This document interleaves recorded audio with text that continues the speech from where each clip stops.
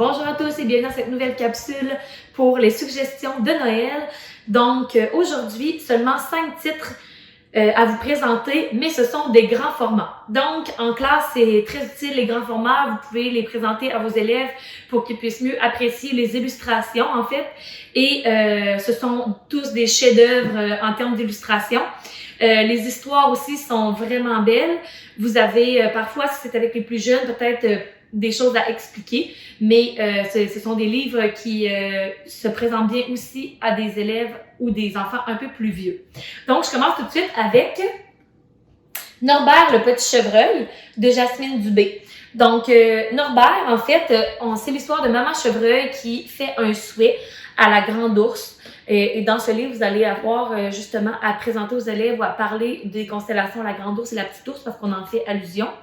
Donc, elle fait un souhait d'avoir un petit bébé. Ça fait longtemps qu'elle attend d'avoir un enfant. Donc, elle a un petit chevreuil qui s'appelle Norbert. Et Norbert est curieux et puis tout ça, il apprend à grandir avec sa mère. Et même si elle lui déconseille, il se rend près d'une ferme. Et il fait la rencontre d'une petite fille. Les illustrations sont juste à se jeter par terre. Donc, il fait la rencontre d'une petite fille. Je vais y arriver. Et à un moment donné, il retourne à la fenêtre de la ferme et il voit en fait ceci. Donc, un bonhomme, on dirait un drôle de personnage habillé de rouge qui joue dans la cheminée. Donc, Norbert fait des recherches et tout ça pour savoir en fait c'est qui. Il voit ceci dans le ciel. Et en fait, dans l'histoire, Maman Chevreuil va vouloir remercier à qui de droit de lui avoir apporté cet immense bonheur d'avoir un enfant. Donc, elle va pouvoir faire un souhait, mais il y a Norbert aussi qui va vouloir retourner à la ferme. Donc, vous voyez la grande ours et la petite ours.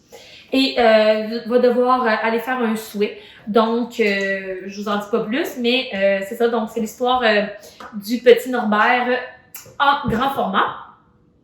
Et les 4 autres titres sont de Thierry Dodieu. Donc, un auteur exceptionnel, un grand homme, c'est tout ce qu'il touche, en fait, en littérature jeunesse, c'est des bijoux. Ce sont des bijoux, donc je vous les conseille tous. Je vais commencer par celui-ci. Donc, les bonhommes de neige sont éternels. En fait, c'est tellement beau comme histoire, c'est que le bonhomme de neige se fait des amis. On a souvent les mêmes personnages dans tous ces livres, en fait, de Noël, un écureuil, un hibou. Et en fait, les amis font la rencontre du bonhomme de neige, mais le bonhomme de neige, malheureusement, ne pourra pas jouer avec eux tout le temps, puisqu'il va être amené à disparaître. Et on explique un peu aux enfants le cycle de l'eau et tout ça. Et les amis vont tenter de le retrouver, puisque c'est sûr qu'il va pouvoir se reformer l'hiver prochain. Donc, les amis essaient de le retrouver dans l'eau ainsi de suite. Et à la fin, ils le retrouvent et c'est une histoire charmante. Donc, sur l'amitié, ça parle du cycle de l'eau et c'est pour ça que les bonhommes de neige sont éternels, c'est-à-dire qu'ils reviennent toujours. L'eau fait un cycle et revient, se recycle finalement. Donc, les bonhommes de neige sont éternels. Et à la recherche du Père Noël, qui est aussi un de mes favoris. Donc, c'est le petit bonhomme de neige qui veut faire la rencontre du Père Noël.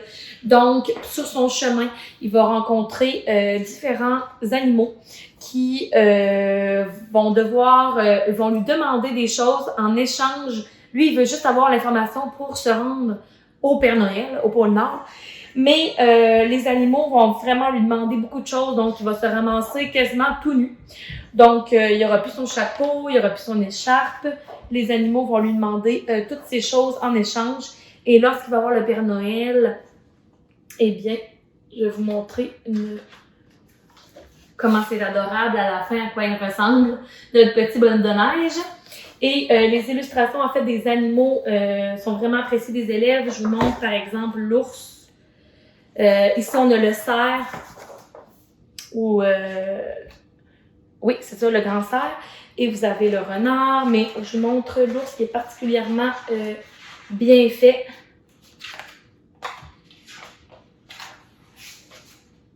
Un instant. Donc, on a l'ours Et vous l'avez aussi en pleine page. Donc, vraiment un très beau livre, À la recherche du Père Noël de Thierry Dedieu. Ensuite, nous avons un Noël pour le loup qui est un peu plus triste, je dirais, comme histoire. En fait, c'est que le loup est bien seul pour Noël. Il n'a pas goûté à ça, les festivités, les cadeaux. Il ne connaît pas ça. Et va demander de l'aide, en fait, des conseils pour savoir qu'est-ce qu'il pourrait faire. Et je pense que c'est Maître Hibou qui va lui dire ta réputation est pas très bonne, donc effectivement, il faudrait que tu te reprennes pour pouvoir avoir des invités, pour pouvoir fêter Noël. Donc, le loup va organiser un grand festin et il va faire des cadeaux pour tous les convives. Mais malheureusement, dans le livre, les animaux vont venir, mais ils n'iront pas jusqu'à la table. Donc, c'est ce qui est quand même triste dans l'histoire. Je vous montre. En fait, ici, notre loup les invite et leur montre des cadeaux parce que les animaux sont restés au loin pour observer le spectacle. Donc, au début, quand on est rendu là dans l'histoire, on trouve ça bien triste, mais finalement, le loup est très content quand même qu'il soit venu et il dit, j'espère, à la fin du livre, il dit, j'espère l'année prochaine leur serrer la main. Donc, ils ont eu leur cadeau, ils ont vu leur cadeau, mais à distance, ils ne sont pas allés à la table du loup. Mais l'année prochaine, il espère partager le repas avec eux.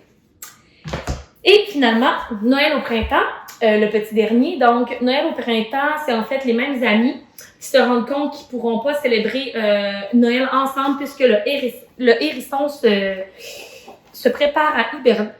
Donc, il va hiberner et là, il se trouve à être triste. Les autres amis veulent dire comment ça, il va manquer Noël. Et finalement, de là est venue l'idée, pourquoi on fait pas Noël au printemps lorsque Hérisson va se réveiller? Mais il va manquer la neige, donc ils vont trouver des astuces pour pallier au problème, pour que ça soit vraiment, que ça ressemble vraiment à Noël, même si c'est au printemps. Donc, c'est vraiment encore avec les mêmes personnages et les illustrations sont superbes, en grand format encore.